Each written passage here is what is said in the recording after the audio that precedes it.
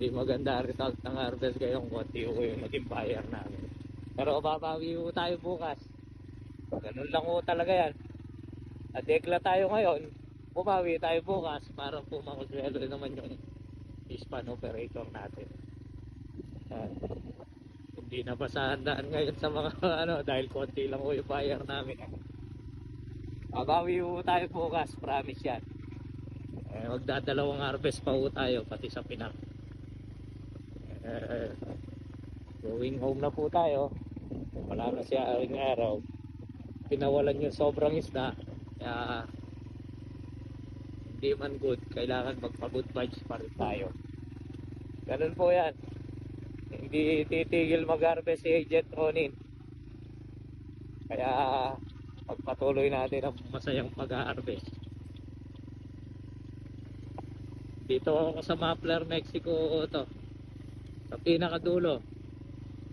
Hindi pwedeng kurulan, nabi nga. Dapat lagi tayong positibo sa harvest. Matumal ngayon, mabilis bukas. Yan o, ganda ng fish pan na to. Nakapang-gastos ko to eh. 3 taon na daw. Kaya yung gastos nito, malaki na talaga, milyunan na. Hindi lang po tayo inabutan ng gabi dito, okay na. Kaya napasa po tayo ng highway na nito. Ito muna pa tayo sa mga fish pan. Dalawa po yung daan dito eh, sa ngayon. Pwedeng pa kanan, pwedeng pa kaliwa. Parang dito sa kaliwa, medyo rough road. Dito sa kanan, medyo malayo. Pero okay yung daan kahit kumpara sa isa.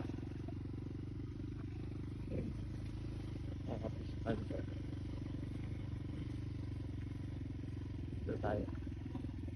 Ayan, pwede ututan na ito. Shortcut. Pero dito, iikot.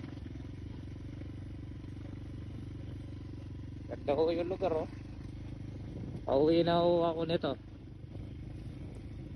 Going home. Kaling harvest. Kontian na harvest. Nagpawala ko kami. Pero babawi bukas. Ito sa kabilang panig dumaan. Makakadaan kaya ako, maaapoy ko na. Yan o. Ayaw ako kubuhod dito. Pag nasa simentado na una natin, at start na natin yung dito. Yan o, malakapag din mo ito. Hirap nga lang po ang tubig dito sa lugar na to. Pero pag naman dumating ang tubig, maapaw naman dyan sa kabila. Yan, laysan naman o yan.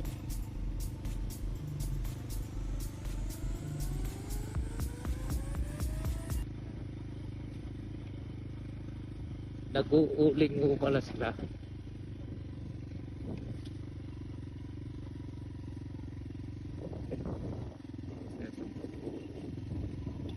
Ayaw ka.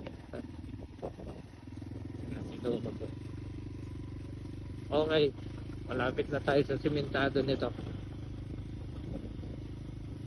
Di man maganda yung harvest po ngayon.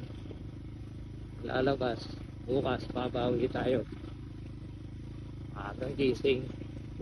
Agang pagkumbida ng mga ngarga. Para bukas. Makakarami tayo. Ayos na natin ang gagawin. Nasa simentado na ako nito. Okay. Go, go, go.